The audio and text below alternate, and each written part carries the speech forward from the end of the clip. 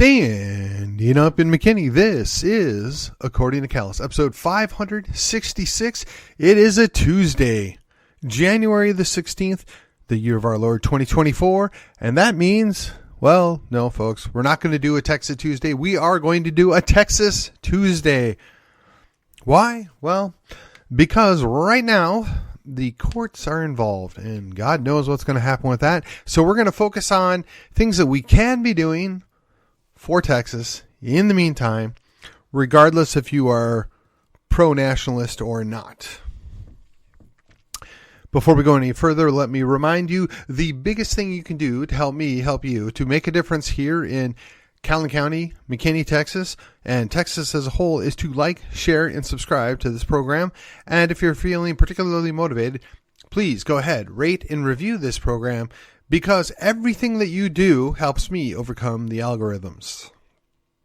They are not our friends. They don't want us to be heard. And quite frankly, they just don't like us. That being said, we're here. We're here at least 4 times a week, if not 5. Coming to you at 4:45, Monday through Friday, whenever possible, to try and stay consistent. And maybe, just maybe, we'll try and get a couple of live shows in here this year.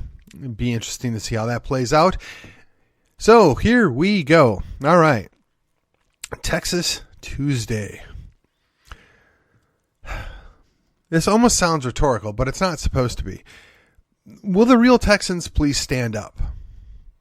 Now, I realize as a reformed Yankee, that's right, I'm one of those Yankees that came here, gave up the Yankee roots, became a Texan. I grafted into it. I like to reference myself as a Davy Crockett Texan, right? I told everybody else where they can go and where I was going. And here I am. And I plan on staying and fighting and making the most of my time here. I didn't come from New Jersey. I didn't come from California. I didn't bring all that baggage with me. Nope. I came from the Midwest. As a good Wisconsinite, I still love my Packers and my snow, both of which decided to pay us a visit on the 15th of January, or I'm sorry, technically the 14th of January, and I'm sorry it didn't end too well for the Cowboys, nor most of the traffic on January the 15th, but as always, it is passing and we will move on. We will live to fight another day. So if we're standing up, that means a number of things. One, if we are an independent sovereign state, whether we're fully independent from the national government or not, we have to act like it. We have to do things. We have to protect our borders because clearly the feds aren't interested in doing it and we need to do it.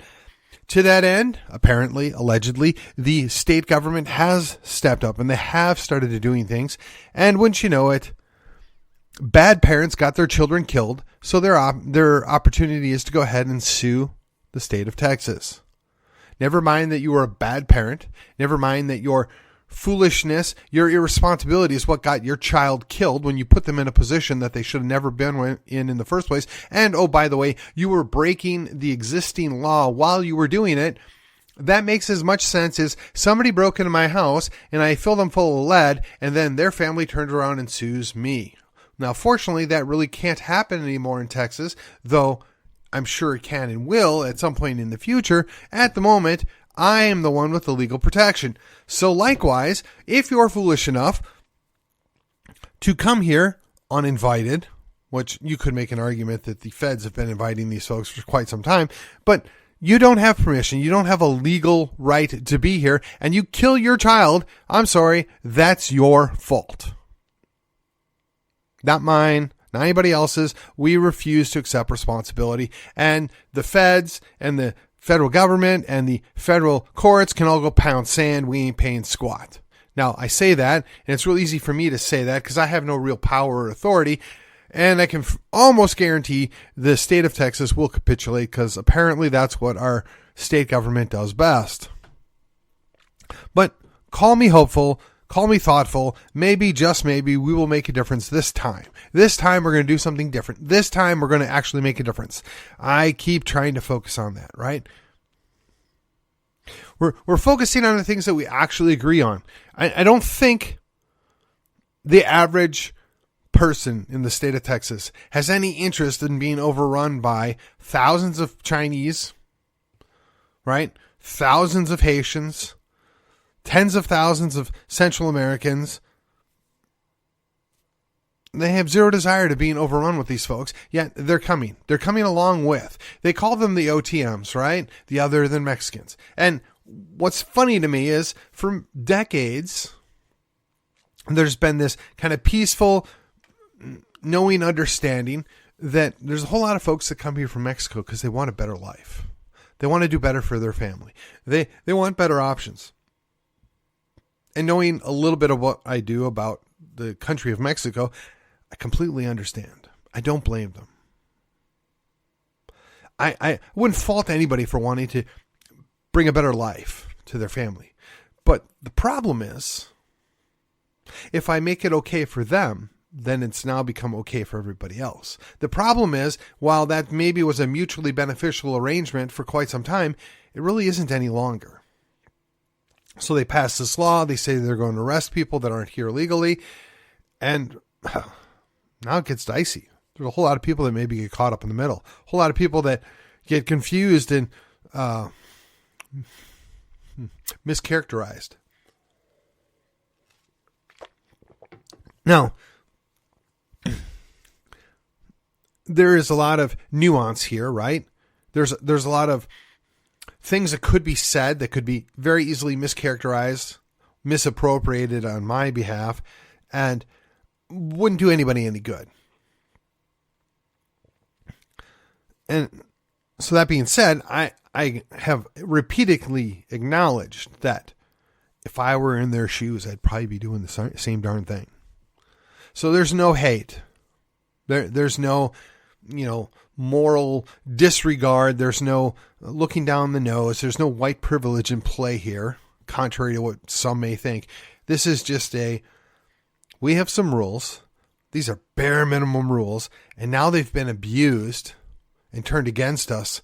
So the only way we can fix this is to change the game, to adopt new rules. And yeah, they're going to be a little painful. They're not going to be a lot of fun for both sides for some time until we figure out the new balance, the new way forward, the things that we can both benefit from long term.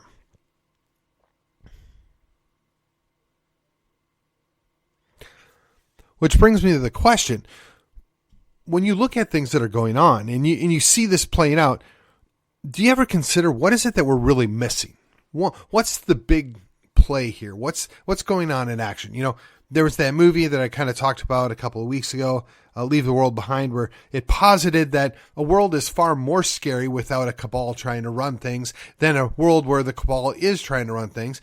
And I would tell you, I would never be okay with a cabal running things because they don't care about anybody else. They only care about themselves. And when there's a relatively, let's say, balanced way of approaching things, when there's an even fight, if you will, to be had, when there's an opportunity to be successful even against the odds, then that's very easy to accept that this is the world we live in and move on. And yeah, there's going to be winners and losers, and not everybody gets to be uber successful, but the vast majority of the people don't live in utter despair. That's not what these folks want. That's not what the Ubermensch, the fellowship of the billionaires, those that know better than the rest of us. Make your own conclusions and allusions to who they are or what they want, but at the end of the day, they don't care about you. They dictate terms at a national level, at a state level. Some would say it is a supranatural or supranational level. The two should not be confused, but could be interlinked. And here we are. Now, who in their right mind in the first world wants to eat like they do in the third world? Now, I could see where the third world sees benefits to moving up to at least the second world, if not the first world. But why in the world would you want to try and sell the notion that you should eat like you're a third world peasant? And people apparently buy this. Now, you may say I'm not being fair. You may say that, I'm exaggerating, but I don't really think I am. Everything we see, everything we hear is largely manipulated. That whether it's just straight up propaganda or a sales pitch, we don't know what's going on. But we have to find people that we can agree with, people that align with us. So one of the struggles is they're selling us on this notion that, all religions are basically the same. Apparently now even the Pope's on board with this nonsense. Well, no, they're not. They have different outcomes. They have different desires. Now, they may have similar opinions on certain things, but no, they're not. There might be certain things that are similar about how people live in Sweden versus how people live in Belgium versus how they live in Slovakia. But they're not the same. They're not the same people. They're similar. I mean, to me, that's almost, no, I'm not going to. It is as ignorant as lumping in everybody that lives on the continent in Africa as being the same, as it is to say everybody that lives in Europe is the same. Now, in the United States, we've done what I would say is a somewhat admirable job of jamming everybody into some sausage factory and coming up with a mutilated idea of what American culture is, which is a mishmash of many European and African cultures, and to a lesser extent Asian, jammed into it, and then that was just doused over whatever existing early European, or let's call it American Indian culture, was present, right? It's all been glossed over and baked, and they used to call it, the melting pot, and then they became the salad bowl. And I'll tell you, I don't think they were successful. They tried, they really did, but I think the average Texan has less in common with the average New Yorker than you might think. But then if you take a step back, the average American, whether they're in Texas or New York, has a much bigger leap between them and the average person in France or Spain. Or if you want to go a little different, Saudi Arabia or Libya. They're entirely different cultures, entirely different thought processes, entirely different structures, realities in many cases, and certainly priorities. So when you step back, you look at, well, how can we work together? This whole notion of a rules-based order was sold to us all, but really, we don't win from that. Oh, we might get to buy a couple of products for $1 less or a couple of pennies less. But at the end of the day, if you bankrupt your nation, if you run those people into ruin, who wins? So when I look at that, I think to myself, well, what are we missing? It might be surprising to you that they destroyed large parts of Ohio. They destroyed most of Michigan, Wisconsin, Pennsylvania, when they took away all the ability to produce anything in this country because of, EPA regulations mostly, unionized thuggery secondarily. And if you think I'm being unfair, well, that's fine. But I grew up in Milwaukee. I got to see what happens when the unions couldn't get their head out of their fourth point of contact and think about what are the long-term consequences of us making more money when the company can't make a profit. Now, granted, companies are far from innocent, and boards and CEOs routinely play magic with the numbers, but at the end of the day, it's supposed to be a mutually beneficial situation. There's supposed to be a way to get ahead for everybody, but that doesn't seem to me what's happening anymore. Oh, so you can go to Walmart and you can buy something for 90 cents cheaper than what it was, before we moved those jobs overseas. And now fast forward 30 years, and after inflation, whatever else, you're actually paying significantly more than what you were 25 years ago for a product that's not quite as good, and quite frankly, now is, let's say, made overseas and not readily available for various reasons. It ought to be very concerning to you that this short-sightedness created the problem where we don't even make our own military weapons. And now they're trying to restrict our ability to create our own ammunition in these United States. Now, who thought that was a good idea?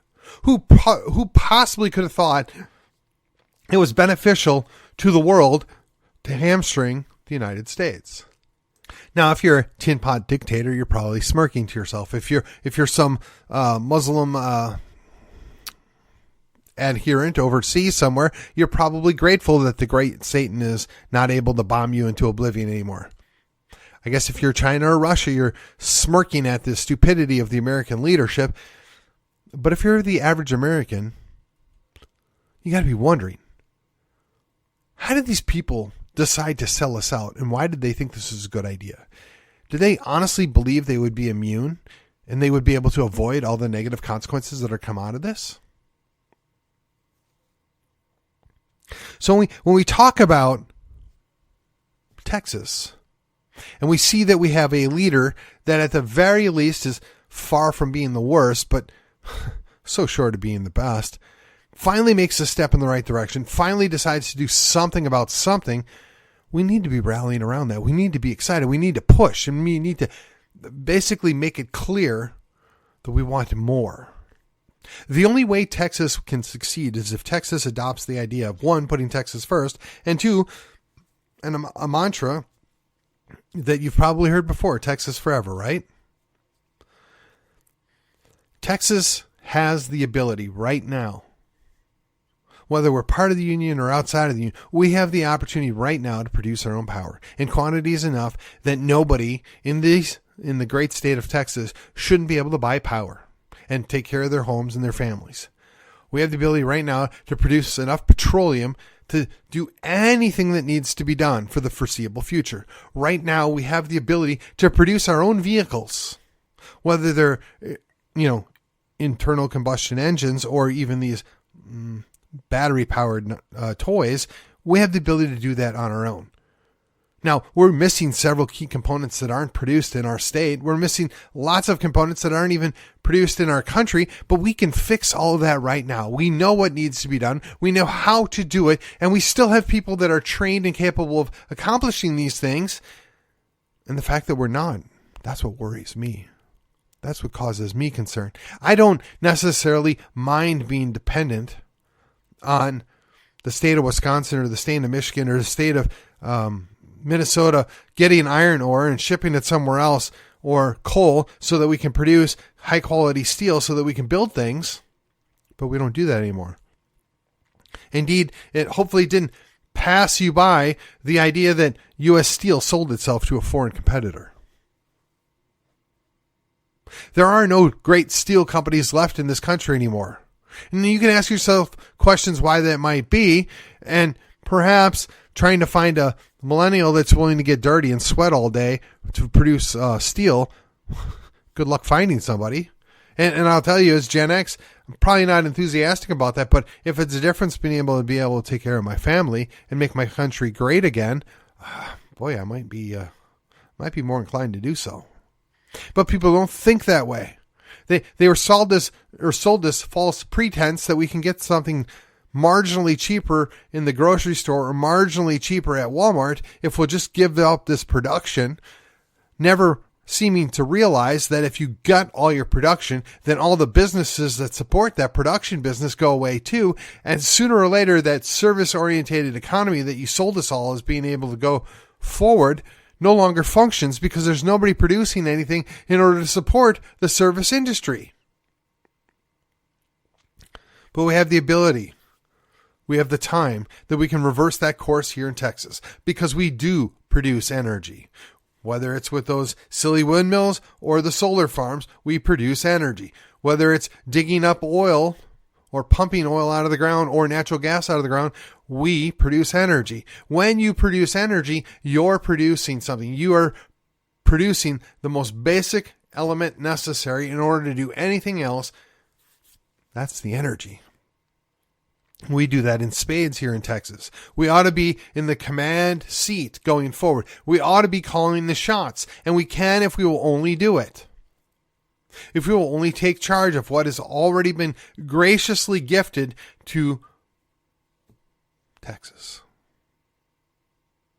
Now there's a great migration coming to Texas, whether it's disaffected Yankees or disaffected Southern Hemisphere folks, they are all coming here because we sold them on the idea of a miracle, and to an extent we are in a miracle. But if we're not going to produce energy, if we're not going to turn metal parts into, I don't know, automobiles or other impressive arrays of technological advances, then I don't know what we're going to do.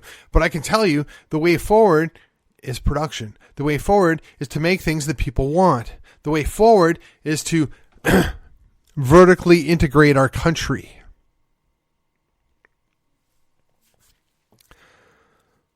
The way you create and maintain a colony or protectorate is you strip them of their natural resources, right?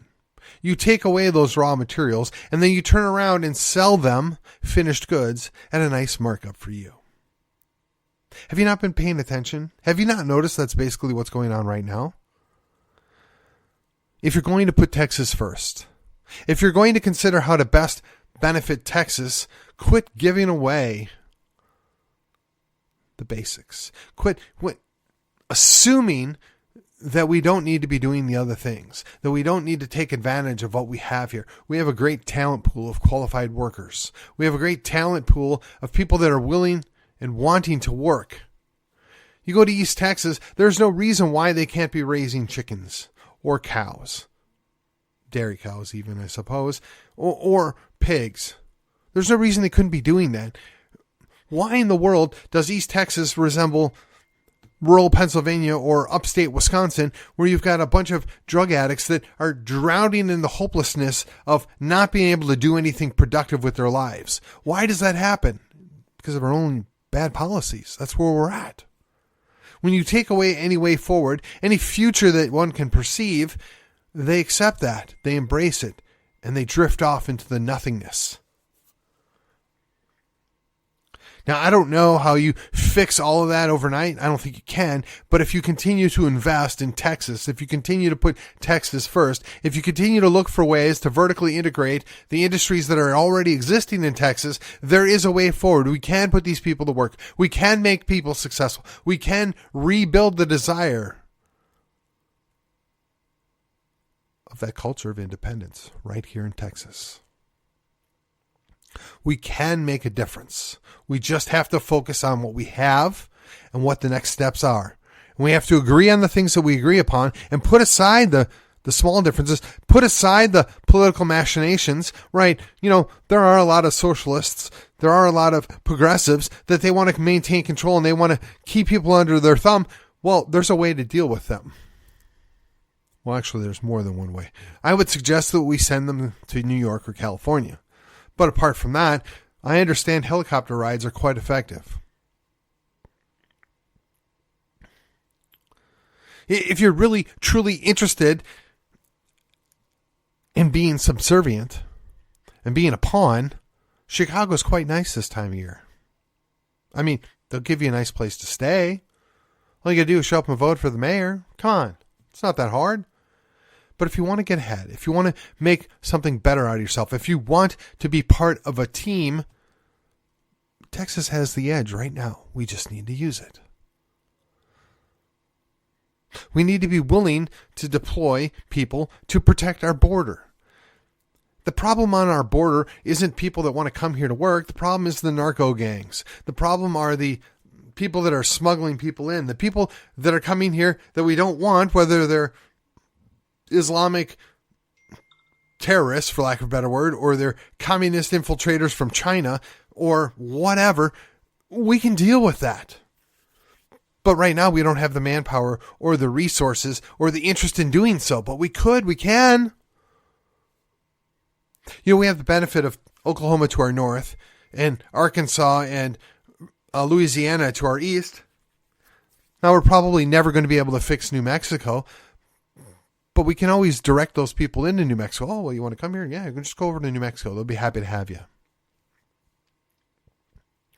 When you take away the free stuff, when you take away the entitlements, when you take away the free stuff, the incentive program for people to come here, that helps. Unfortunately, the federal government is directly working against us with all their free stuff they're giving out, but just make them ineligible. I'm sorry.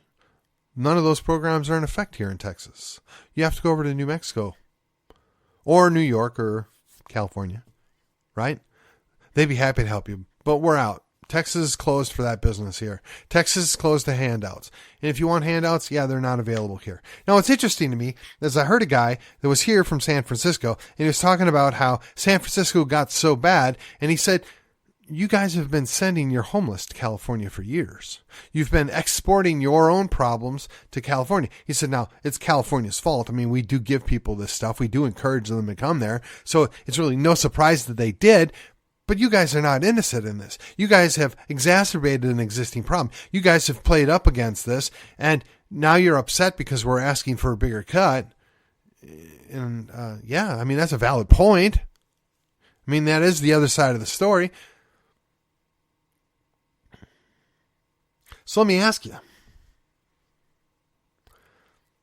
The longest journey begins with putting one in front of the other, right? Making that first step. Are you willing to make the first step? Are you willing to think about Texas first? Are you willing to think about how can we do this better? How can we agree that these are the things that we need to be working on and start working on them? I don't have all the answers, but I can see plain as day what we need to be doing, what we need to be working towards. And maybe you're in a position or in authority to where you can make some of these happen. And I'm just asking you, will you please think about it? Will you take that action? Will you move us in that direction? Will you prepare us for the future that is there? Will you give us an opportunity to be successful and to succeed where other states have not? Now, we do make up the majority of the Third Coast. We have the ability to export our own oil. We don't really need anybody's help. But let me ask you, are you willing to get your hands dirty? Are you willing to do something that maybe you thought you never wanted to do?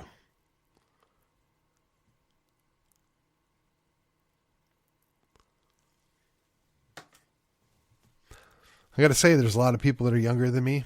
They're not willing to consider that. They see it as beneath them. They see it as not anything that's of value. And I got to tell you, as a 50-plus-year-old dude, I do think about what is gained by this. What is the value? What's the return on this time and this investment? I'm going to say for me, everything keys in on, can I take care of my family? Can I be there for my family? Can I make a difference in other ways? And if that means I have to give up a role or a position or a paycheck in order to be able to continue to do those things, I haven't completely written it off. There are some things greater than my own individual desires. There are some things that are more important than whatever my ego might dictate is the next big thing I need. But if you're not willing to at least consider putting other people or other things before yourself, if you're not able to consider that there are perhaps things that are more worthy than you are, then maybe you take a minute off and go look in the mirror. Because here at this Texas Tuesday, right, this episode 566, I'm asking you, can you envision a future of Texas forever? Can you envision a great possibility that we stand on the precipice of making happen? Can you envision what it might look like if we were just willing to grab arm in arm and make that step forward and push back against the very things and the very people that don't want us to do what needs to be done? I have zero desire to own nothing and be happy. I'd be very content to own little and work towards happiness. But whatever propaganda, drug-induced world that they're envisioning for us is just not anything that I'm interested in. It's certainly not something I would want for my daughters or my extended family. And quite frankly, I don't know how we got here. So I'm asking you, I'm begging you, Yes, being an independent individual is important. But can you agree to work with somebody? Will you agree to make a difference by joining a team, being part of your tribe, and making an investment in Texas? Because if we don't save Texas, there's really not going to be much of anything left. And if that doesn't scare you, it ought to. And with that, this has been According to Kellis, and I will see you on the other side.